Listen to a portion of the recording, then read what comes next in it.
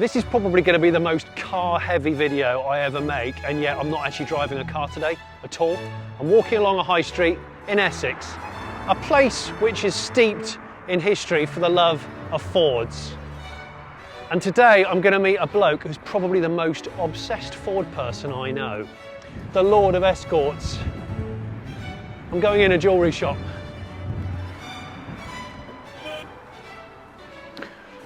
Some people worship the Lord, but the Lord worships the Escort. His name is Russell Lord. Knock, knock. Hello, Russell. How are you, John? I'm good, mate. Good, mate. This has been a long time coming. I first saw what this man is capable of on Instagram. By day, you operate in a jewellery shop. You sell normal jewellery, you sell extraordinary jewellery. Yeah, a bit of everything. But you've got this unbelievable obsession, Russell, and I mean this, it is unbelievable, for making Escort-based, what would you call it? Objet d'art. That's the word. Objet d'art. It's not jewellery, obviously it's not a toy, yeah. But the terminology of it is objet d'art. So it's precious. It's a very expensive ornament that you'd have in your man cave, yeah, or your living room. So it's not good enough just having a real car and being into a real car. Russell's used his skills to actually build some of the most detailed car sculpture I've ever seen, and that's what I want to come and see today. Show me your workshop. Let's go around the back and do it. Show me your wares. Oh, so this is where it's made? Yep, and here we are. Oh my gosh, can I touch it? Yeah, of course. Blimey, that's so heavy. That is so heavy. That is amazing. How the bloody hell did this start? How did this all start? If I go back, I worked for a company, must have been around about early 90s. We was asked to make a big Porsche 911. Because I'm an Escort man myself, yeah. I just want to do an Escort. But the one that we made, the Porsche, was 37 inches long. And I thought, I'm an Escort boy, I'll do one for myself. So I just started doing one then.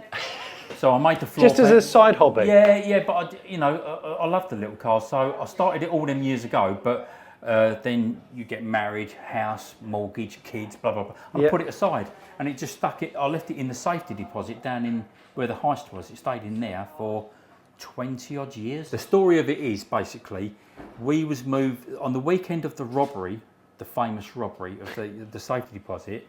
The robbery happened on the Friday, the Saturday and the Sunday. We emptied out our boxes on the Thursday. My gosh. Yeah, because we just happened to be moving into our retail shop that weekend. And when we was unloading, Bob found one of the boxes and he said, what's in that front door? It's a busy jewellery shop. Opened up the box, he said, crikey, Dad, there's a car in here. I said, what car? And I'd completely forgotten all about it. I can't believe you'd forgotten. Well, yeah, because you have other things on your mind, didn't you? So he got it out and he said, crikey, Dad, he said, that looks like a Mark II Escort. I said, well, it is. He said, Dad, made of silver and gold. Yeah. He said, Dad, you've got to finish this. So I said, right, okay. Yeah. I said, I'll do it. And it was him that then gave me nearly 2,500 hours of work. Because he said you've got to finish what you started. Yeah, and I'm so glad he did, because honestly it's been the best thing I've ever done. But I was a young man, and then as you progress in your career, you try to get your standards higher. Yeah. And then everything I'd made previously, I thought was tut. I kept the shell and the floor pan, that was great, but all the components I'd made, like the original steering wheel, the steering rack, and suspension, I just scrapped it, and I thought, right, let's start again and make it better. This is how it all starts off. Straightforward plate. That is how the floor pan started. Solid silver plate. Yeah, and I use different gauges. I use 1.5, 2 mil and 1 mil. And then this is 3 millimeters. Do you work in mil? Mil, yeah. Did it used to be imperial? No, I've only ever worked in mil. Just trying to hide my age. Right. I wasn't meant to offend you. Yes, that's right. We'll discuss this after the video. Right, anyway, so that's your 3 mil square, and that's just the rod. So for the chassis rails, for argument's sake. Yeah, yeah, yeah. You with me? But then I've got a tool over there called rolling mills. So if I want to reduce the squareness of that, I roll it through the mills. Then I flatten it down, roll it through the mills again, solder it on. That's what gives me the shape for these. But I mean, the body shell, just the shape of that car. It is a little bit out. If you turn the car to face you. Come on, Russell. Right, if you look there, I've got a slight hump there. Yeah.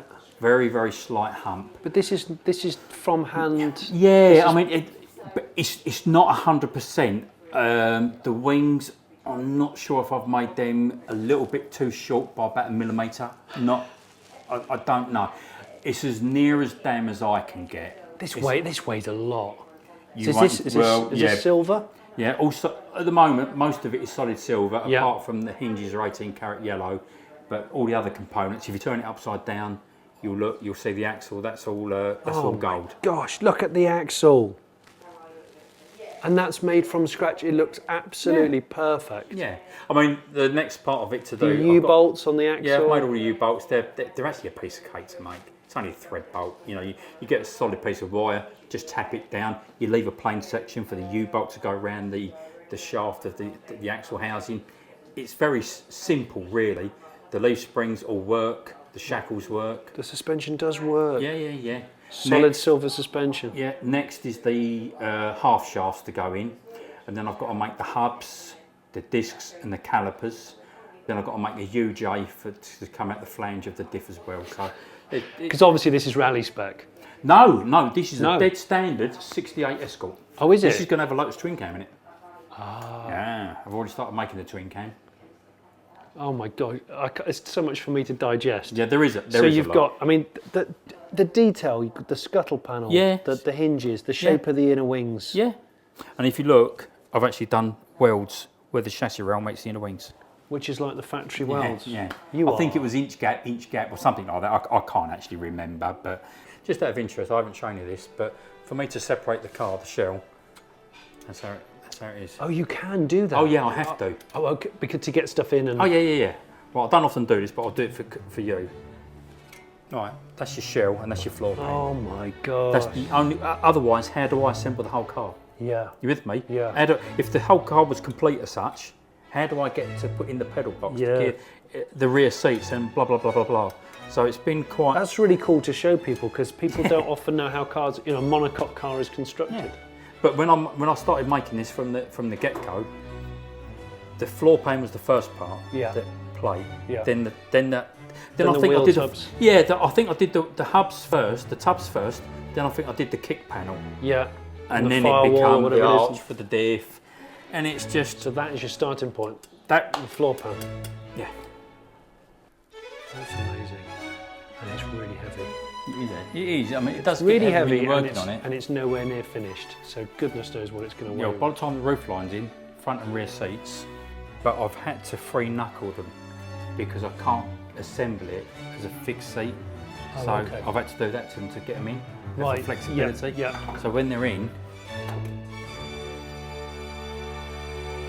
but that fits perfectly, doesn't it? That fits absolutely perfectly. Doesn't it? Yeah. But I've just have that little bit of manoeuvrability to be able to assemble it. Yeah, well these I've made, I've even put the little pleats, I've even put the piping down the edges. Oh This might be a little bit stiff, but the headrests do come out, as you can see, and then they will go back down. Oh my gosh. And then they recline as well. And I've made what's called a 3-knuckle joint. So if you look at your door hinge at home, you've got 3-knuckle joints. So, if a passenger wants to get back, they will tilt forward as well. So they're going to have a pin in there and that's what they are at the front. Oh yeah, I can see you've got the hinges. On the seat rail there, yeah. Oh man. But all the pleats are in there, and I think they look, pretty good. What's weird is you're looking at all this like it's some sort of like die-cast model, and I keep forgetting this is all made out of solid silver and gold. It's all transmission tunnel. Trans tunnel's lovely. Right, there's your front grille. Ah, that's brilliant. Yeah.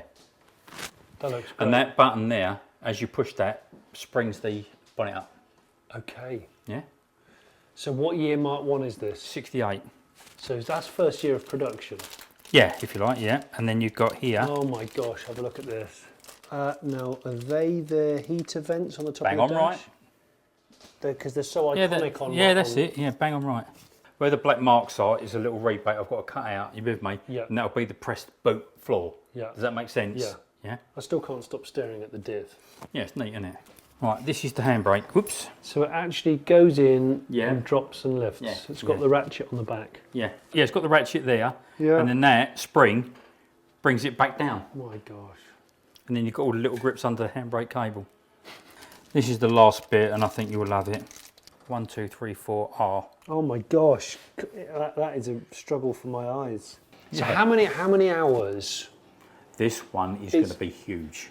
This is going to be huge. Because there's no quick way of doing what you're doing. No is way, there? no way. I mean, it's things like this when you're doing the springs. Like that was the first spring I made, just to get an idea of diameter. It doesn't end well, that spring. I know I'm going to end up making probably about 8 springs until I get that right. Yeah. Because it's not only that, you've now got to work out a compression rating. Yeah.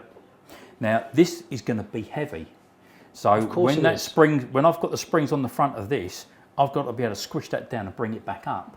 But the first spring I made for this, where the car is so heavy, as I put it together, it just went. It just sat immediately. It just sat. There was no rebound. But how do I work out a rebound? You're making it out of silver. Yeah. So but then you have to temper the silver to get the hardness in it to make the springs work. Yeah. Does that make sense? Yeah. So, My but there's no God. book for it, is there? So No, you just got to go by the seat of your pants and keep working at it until you get it right. I think the thing that's captured my imagination about the Mark II and this also is you're making obviously an amazing bespoke sculpture of a car, but it's not an exotic car. It's not a Rolls Royce. It's the everyday car. It's a car for the average Joe, isn't it? It was the people. It was the British people's car, really. Yeah, but I think when the Escort come out, the Mark I Escort come out, the standard car, like the 1100, 1300s, I think that's between £500 and £700. I think the twin cam might have been about £900. They was just the average Joe car. Was it your first car? Yes, my first car I had in 1974. So there's obviously this is the start of the obsession, Yes, right? Yes. Yeah. Yes. This area is quite an affluent area, and outside here, it's not a surprise to have even a Veyron or a Lamborghini Huracan is here and everything else. Fabulous cars. Pull up in the Mark I, everyone looks at that. Really? And the first few comments that come through, one of them was a fella called, an Irish fella, Jonny, in Ireland. I couldn't believe what he said to me. Then another fella called Gary Lodge, and then a few more. I actually sat there crying my eyes out. Really? Because I couldn't deal with it. I could not deal with the fact of people giving us compliments. When you've been a tradesman all your life, you make a ring, you put it in the post, or you give it to the jeweller, and then they take the credit. We're just working men. Yeah. So you're behind the shop front. Yeah, we're just working blokes. Yeah. And then all of a sudden, everyone's saying, "Oh, you're pretty good at this. This is reasonably, this is nice, and everything else." I wasn't used to the compliments that I was getting, and I couldn't actually deal with it, and I found it very, very hard. I think the reason why people love it because it's a one-off. I've just noticed on the top of your head, well, on the shelf on the top of your What, the head. cut or my bald head or the picture? No, there's an engine. Oh yes, yes. Right. Oh my God! Next to the signed photograph, is that Ari Vatton? Yeah, that's Aries. Yeah, that's Aries. Yeah. Oh my goodness! Roy Millington had produced an incredible engine. There's no two ways about it. It's every man's dream to have a Millington engine in a rally car. It's ultimate. It's peak Ford. Oh, totally, Yeah. totally. Now, Roy is a clever old sausage, and he's done this totally himself, I believe. And I was gripped by it. The first time I ever heard a Millington scream up the road, mate, sell the house, sell the wife, put everyone on eBay, get a Millington in your car, you know. So Again, silver and gold. 18 carat, yeah. Of course. The pitch of the belt is the hardest thing to achieve. So I found a company in Japan that make tiny cassettes for mainstream huge computers. But I said, I need a belt that's got the sort of pitch that I'm looking for. Could you help me? They said, yes, but you have to buy 10,000. 10,000. Yes. I said, but I only want one. So they said, well, we're not allowed to do it. And I told them what I was doing. They said, look, we'll put a couple in the post too, you can have them.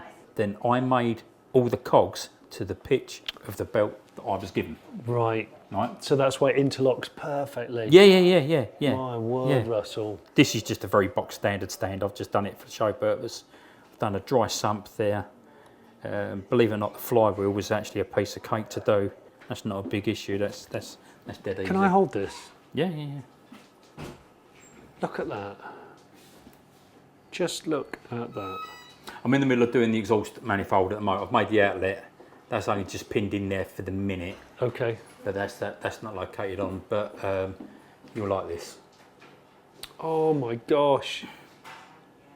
Just took the rocker cover off, and there's the cams. Yeah. And they all turn. And there is a top dead centre as well. So. Seriously? Yeah, there is. Yeah, it's top dead centre on it. Oh my gosh. So all. Ever since I was a kid, I've always been really interested with miniature stuff. Most blokes are. We're all big kids. Model railways, model villages. Love our model village. Yeah, I think we all do. We're all gripped by it. Yeah. Believe me, it doesn't. I forgot to tell you, that's why I wore this T-shirt today. Just for you, Russell. It's the only Escort T-shirt I own. When we get to my house, you will be given a better one. But no, but what you've also got to understand is that this isn't a one, you don't do it first time right and get it right. Like the rocker cover was a few times, the dry sump was a few times, the belts, crikey, I can't say how many times I did the belts. Until you get it right, you don't just do it and it all goes together. Yeah. You have to work at it. But yeah, I'm in the middle now of doing the shock absorbers. Oh my gosh, yeah, that's the... For the stub axle. Yeah. So I'm in the middle of doing this, but you've got basically a McPherson strut. Yeah. Which is what they used. Yeah. And that's going to give it that. Look at that. You've got a spring, you've got a stub axle there. That's just lovely. This will go to scrap. This will not be used, to make that clear. I've only done this to get the dimensions. I know that the diameter of that is too much by 0.8 of a millimetre. I know it's enough to throw it out. You with me? Well, that was what I was going to ask, was what scale is that? I've actually been asked this question so many times. I'm not a modeller, so I don't actually know. I mean, did you just start? It's bigger than the first one. that's the only answer. Because the first one's the first one I saw. Because obviously that's finished, and that's a Mark II, isn't it? That's the Mark II, yeah. So, well, if we can get it out in a minute. I'll get it out now. Right, so in here, John, is my little Mark II. Just in a cardboard box. Yep. See, this is the thing. This is the one that I've seen. Right, okay. You might like this. I forgot all about this actually. Have you seen the working ratchet? No. You don't know about this? I've seen the trolley jack. You made a trolley jack, didn't you? Well, I made a snap-on box. That's solid silver. And on the front, rather than snap-on, I put Lord on. Oh my god. Just a bit of a giggle. And then in there, you've got your tool tray, and there's all your platinum spanners in there. No. Yeah. Oh my gosh, that really weighs a lot. This is a ratchet out of platinum 19 karat yellow gold. That is your torque setting. Yeah. Oh no, right, I've really? got to offer this up to your ear roll. You ready? It works. So it's a working torque wrench made of platinum. Oh my gosh. So you've got to set it. And then you've got the little rod underneath for locking and unlocking. And it works. You swing it over, it unlocks and does up. How much work is just that? I can't remember. You see what I mean? This is like... Yeah. It's a neat little sausage, isn't it? This is peak CarPerversion. This is amazing. It's a neat little thing. I love it. But then in there, there's a proper toolbox. Yeah, proper toolbox. Platinum and gold tools. Yeah, it's all in there. And then there was all the sockets for They actually come about because when I was making the hubs, I found the nuts that I'd made to go onto the nuts of the hub were so fiddly on my fingers. So I thought, I've got to make a torque wrench. You've got to make a spanner or something. I've got to make a torque wrench. I did. Oh my god. And there she is. You're never going to see something like this again. Unless he builds another one. Which he is, but it's a Mark I. So you can see the hub, you can see the caliper, you can see the studs that are coming out of the hub. It's all there. Oh my gosh, Russell, it's insane. Yeah, all the track rod ends work, all of it works. Yeah, it's all, yeah. The rally spotlights are diamonds. Yeah, they're 1 carat 50s at the top. I think that the headlights are 70 pointers each. So most girls would dream of a 50 pointer. I was just about to say, we're talking about big stones here. Yeah, and then the bottom spots, I can't remember, I might have it wrong, but I think they're a carat, but the top ones are 1 carat 50 each. They're big. Yeah, you've got about 31,000 there. Oh my gosh. In headlights. What I love about this is you built it for yourself. You never built it to like as a PR stunt. No, no. But yet people have just seen it and become absolutely blown away by it, which is I'm one of those people. Well, put it this way: the reason how it ended up being so popular is that my son came home one day. He said, "Dad, put it on Facebook." He said people might like that, and I had 2 friends, 2 followers, my son and my daughter. So I said, "Do you think so, really?" He said, "Yeah." He said, "People might like this." I said, "Right, we'll go with it." So I did a video of what I was doing. Yeah. And within, honestly, hours, I was sitting there reading the comments. James taught me how to load up stuff on Facebook. I didn't know what I was doing, so he taught me how to do it. It was actually on Christmas Eve a few years ago, 3 years ago. And the first few comments that come through, one of them was a fella called, an Irish fella, Jonny, in Ireland. I couldn't believe what he said to me. Then another fella called Gary Lodge, and then a few more. I actually sat there crying my eyes out. Really? Because I couldn't deal with it. I could not deal with the fact of people giving us compliments. When you've been a tradesman all your life, you make a ring, you put it in the post, or you give it to the jeweller, and then they take the credit. We're just working men. Yeah. So you're behind the shop front. Yeah, we're just working blokes. Yeah. And then all of a sudden, everyone's saying, "Oh, you're pretty good at this. This is reasonable. This is nice, and everything else." I wasn't used to the compliments that I was getting, and I couldn't actually deal with it, and I found it very, very hard. Your man hours. Oh, God, it's just. I can't add it up. It's just too many. We're talking thousands of hours, though, aren't we? Yeah, a good. I think about 2,000 hours on this one. The indicators are orange sapphire that I trimmed into the bumpers. Yeah, and then if you look at the arch protectors on the rear arch, I noticed that. They're black Russian diamonds. Are they? Yeah, yeah. Just on those gravel guards. Yeah, and on the mud flaps. There's from memory, is about 600 black diamonds in there. My gosh! So you've popped the bonnet, and yeah. So if you look there, you've got a VIN plate. Oh my gosh! It's got the Ford oval, and it says Ford product, silver colour, silver. I think the number is 001. It is. And then I've put the paint codes on. I think in letters. Does it say made in England? Yeah. Look, I mean, that's how. What? Yeah, it's a neat little thing. That's like half a centimetre wide. Yeah, tiny little thing. I won't do it now because my hands are too big. The radiator cap twists and comes out. No, it doesn't. Yes, it does. Honestly, the underbonnet art. The bonnet hinges work in the correct manner as the Mark 1 does. See that? Oh my God. They work exactly the same way. Oh yeah, I see. Yeah, I see. That was horrendous to make. Look at the strut tops. You've got your brake master cylinders. Yeah. You've got your... No, it's all there, yeah. Oh, and the wipers actually rotate as well. The gear stick goes forwards and back. Unfortunately, you can't see it, but the pedal box, all the pedals go up and down. Seriously? Yeah, and they'll spring back up into the same position. At what point did you think, I'm not gonna cut the corners? Because obviously you could skip on detail, couldn't you? Thing is, where do you draw the line? Yeah. Look, I'd never done this before. I didn't know where I was going with this. It was only one particular follower that was watching me make all this. He said, "Why don't you actually make the wheel nuts and the 4 studs?" Because originally I had a screw, just one screw going through the middle of the wheel. He said, "Why don't you detail it and make four studs and nuts?" Oh, crikey, thanks for that, Chaz. So I did it, but then it led to me making 16 wheel nuts. I had one guy contact me from Switzerland and asked me if I would make him a gold wing Merc. Okay. Yeah, and I said, yeah, I'll think about it. He said, what would it entail? I said, me coming over with a photographer. I said, I'd need to have thousands of, I don't know what a gold wing Merc looks like. Yeah. This thing I can make with my eyes shut almost, you know, I know every inch of them. Yeah. But it didn't materialise. Okay. Because I don't think I could have made a good job of it, I'm dead honest with you. Right. Because you have to know what you're doing. Because I've had 57 of the buggers, I know my way around them now. You've had 57 Escorts? Yeah. I've got my dream car at the moment I'm working on at the moment is my 57th. But I know my way around. I'm not an authority on them, far from it. But I'd like to think I know my way around them. I don't know what a Merc looks like. Yep. So I don't think I could have achieved making that car unless I had one in my garage that I could go home to every night and refer to. You with me? So if you can't do a good job, don't do it at all. Don't take it on. Yeah, bang on right. So that's why I'm happy with this. What made you want to do it? Because I'm not very clever. That's the God's honest truth. I'm not intelligent. My dad was an intelligent man. Yeah. But I'm one of them blokes that I'm sort of hands-on, you know. Yeah. Yeah, and that's all it is. And when I was a kid, this is the true story of, and this has never gone on camera, so this will be a first.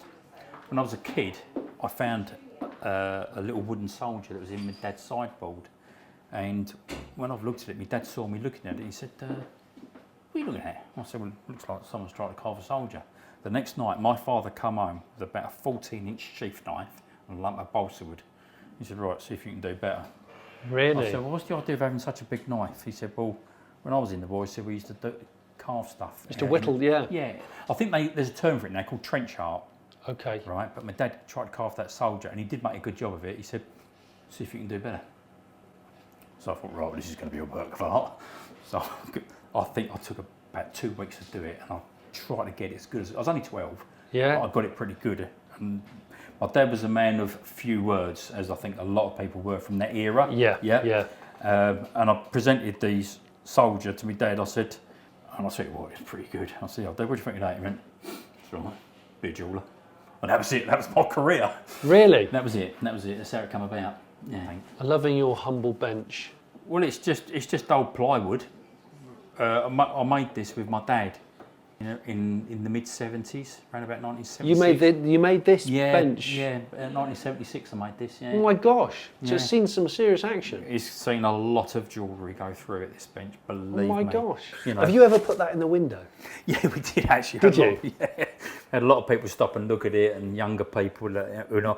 The thing is, this is the thing with this. I've had people travel a long way just to come and see it. I'm not surprised because Yeah. I've seen it and I've wanted to come and see this, and it's just... Yeah. You've got your wheel which can come off and bolt on. You've got these are mini lights, Yeah, got gold mini they're lights. 18 karat yellow. Wow. I mean, the average wedding ring that we might sell in the shop in gold can be anything between £400 and £600. That would be over 1,000. And that's just one. Yeah, I mean, because it's the work that's involved in getting it to be as good as what that is. My gosh. And then What's that thing down there? Is that screen wash or something? That's a dry sump pump. Oh, is that what it is? Yeah. And then underneath, Oh my gosh, this is just... all the 5-link system works. Oh my gosh, man, that's just so sexy. Yeah. And the mud flaps, Yeah.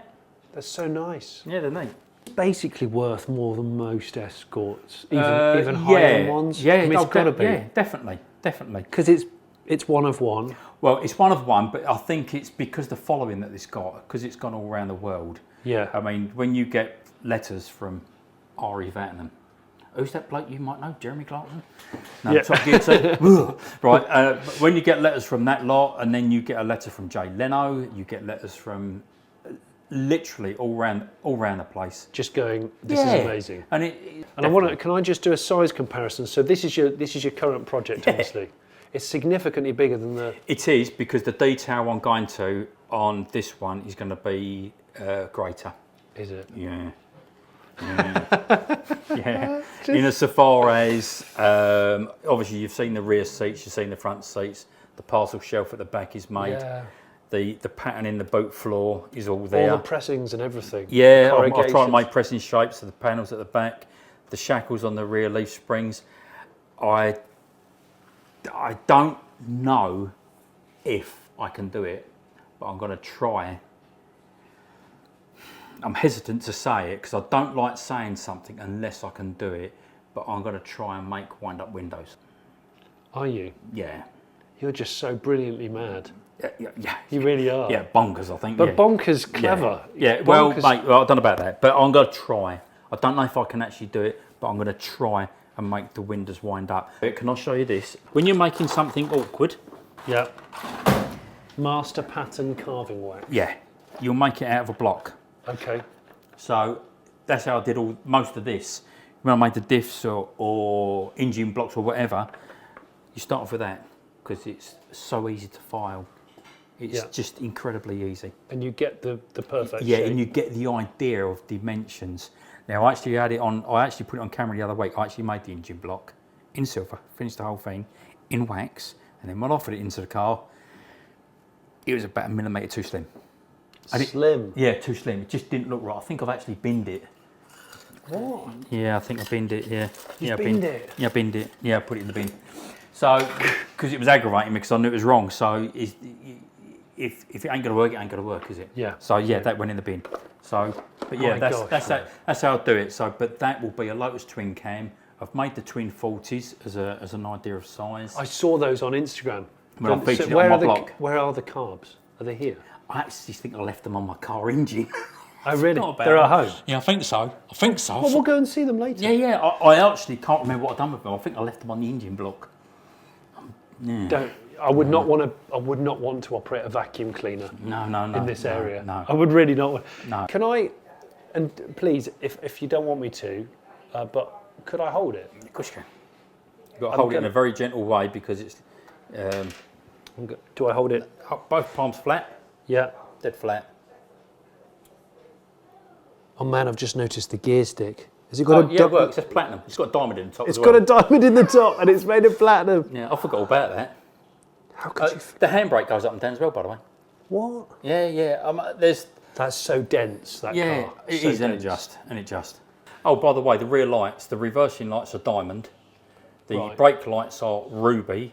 The indicators are orange sapphire, and the little blue oval is a Cabochon Ceylon sapphire. The blue oval is an actual. Yeah, and I made that stone. 3 times until I got it right. Trying to get the scale of it and the shape of the cab. Cab is a shape. Cab means smooth, no facets. The little Escort badge that I've made. Oh Lord, it's all gold. It's just so cool, and the diff and the gold underneath. Yeah, it's neat, isn't it? An exhaust system. Yeah, it's all right, isn't it? Tell me about the destiny of this car. Right, well, the destiny of the pair of them, although they mean an awful lot to me with time and everything else, I'm actually cool with it, I'm fine with it, but they will both be sold.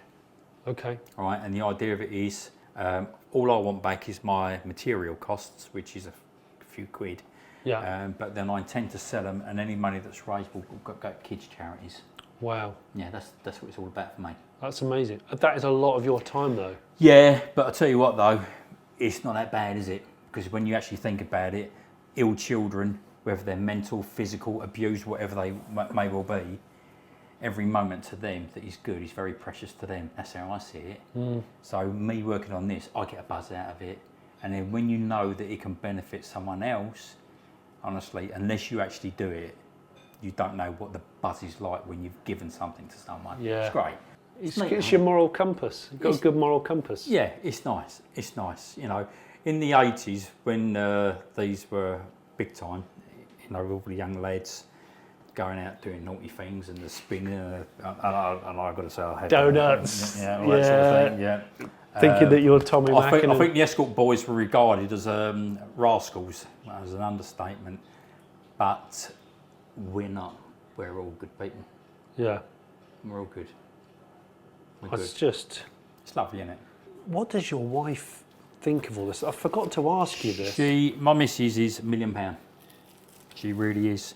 When I met her and we agreed that we was going to get married and everything else, I said, there's only one thing I've got to ask you, don't ever stop me working on my Escorts. I said, because if you want to stop me doing what I enjoy, it won't be me. You know, you can't stop someone with your baked cakes or whatever it is you do. Don't stop someone doing what they enjoy. And I said, if you're going to marry me, you will see me feet a lot because I will be under a car, you know. So, you know, bless her heart, she agreed to it. And when we got married on the wedding day, she gave me a ring, put her rings on, come out of church. She said to me, take your ring off. As I took my ring off, got engraved inside it, I'll love you with your Escorts.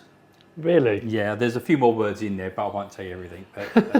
But yeah, but she's very tolerant because I get home every night and I'm in that garage every night. I do a lot of hours, but I will not let go until I've achieved what I want to do. That I will never back off until that car is finished.